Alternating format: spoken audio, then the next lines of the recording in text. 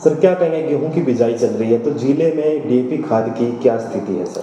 देखिए, हमारे जिला कुरुक्षेत्र में लगभग 3,20,000 एकड़ में रबी फसलों की बिजाई होती है, जिसमें आलू, हमारी सरसों, तोड़िया और गेहूँ इंक्लूड हैं। और इसके लिए हमने व्यापक स्तर पर खाद जो कि डीएपी और एनपी के साथ साथ का प्रबंध समय रहते किया था। सितंबर माह से ही किसानों ने डीएपी अपना खरीदना शुरू कर दिया था और आज तक तो पूरे ज़िला में 19,500 मैट्रिक टन की ज़रूरत होती है और हम अभी तक 16,000 मैट्रिक टन किसानों को उपलब्ध करवा चुके हैं और लगातार किसानों ने अपनी बिजाई कर लिया है। बिजाई पूरे नवंबर के महीने तक चलेगी और अभी 2-3 दिन में 2 रैक और आने की संभावना है, ताकि हमारे ज़िले में खाद की बिल्कुल भी कोई कमी ना रहे। और इस समय लगभग 80% के आसपास बिजाई किसान भाई कर चुके हैं, जिसमें आलू की फसल 100% बिजाई हो गई है, सरसों पूरी हो चुकी है, गेहूं की फसल ही बचती है जो थोड़ी बहुत रहती है। तो उसमें हमारा कहीं भी कोई हाहाकार नहीं है, किसान बड़े स्मूथली बिजाई कर रहे हैं और जो हमारी सप्लाई है डीएपी की और यूरिया के साथ साथ वो बिल्कुल सामान्य है, कहीं कोई दिक्कत नहीं है। तो सर अगर बात करें जैसे कुरुक्षेत्र की छोड़ के पूरे हरियाणा की अगर बात करें, अगर किसी किसान भाई को बाई चांस खाद नहीं मिल रहा तो उसका वैकल्पिक खाद कौन सा है? उसमें जैसे इसमें कौन कौन से पोषक तत्व होते हैं डीएपी में, और जो दूसरा है उसमें कौन से कितनी मात्रा में पोषक तत्व? हाँ, बिल्कुल, बड़ी अच्छी बात आपने पूछी है। मैं आपके माध्यम से किसानों से अनुरोध करूँगा कि किसी कारणवश अगर उसको समय पर डीएपी नहीं मिल पा रहा है तो एनपीके 12-32-16 इसमें एक्स्ट्रा पोटास मिलता है, आप एनपीके का प्रयोग कर सकते हैं, या टीएसपी ट्रिपल सुपर फास्फेट उसका प्रयोग कर सकते हैं। साथ में यूरिया मिला दें, वो भी डीएपी का ही रूप बन जाता है, क्योंकि डीएपी में 18% उसमें नाइट्रोजन होती है और 46% फास्फोरस होती है। तो यदि हम टीएसपी यूज करते हैं ट्रिपल सुपर फास्फेट, तो उसके साथ आप यूरिया मिला लें, वो डीएपी का ही काम करता है। और एसएसपी का प्रयोग भी आप कर सकते हैं।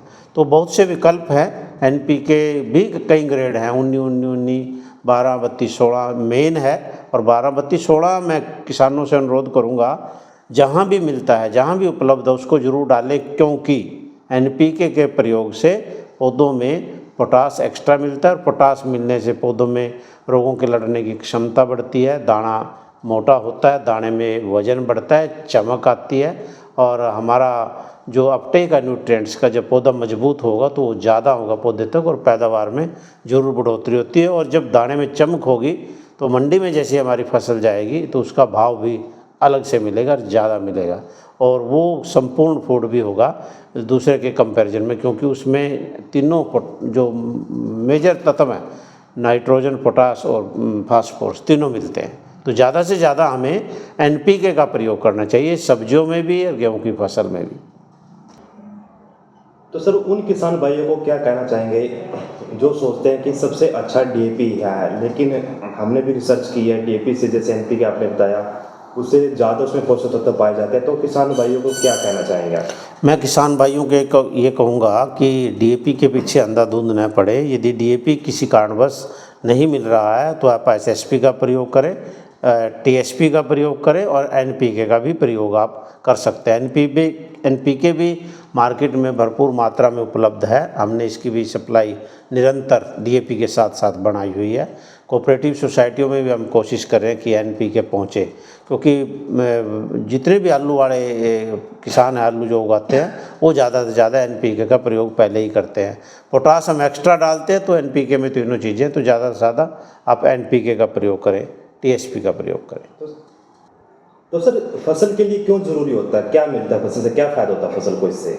देखिए, हमारी फसलों को जो बढ़ने के लिए 18 तत्वों की लगभग ज़रूरत होती है, जिसमें NPK, boron, magnesium, zinc, sulphate, इस तरह सारी काफ़ी तत्व जो मैक्रोन्यूट्रिएंट्स हो तो हमारी ज़मीनों में उपलब्ध है।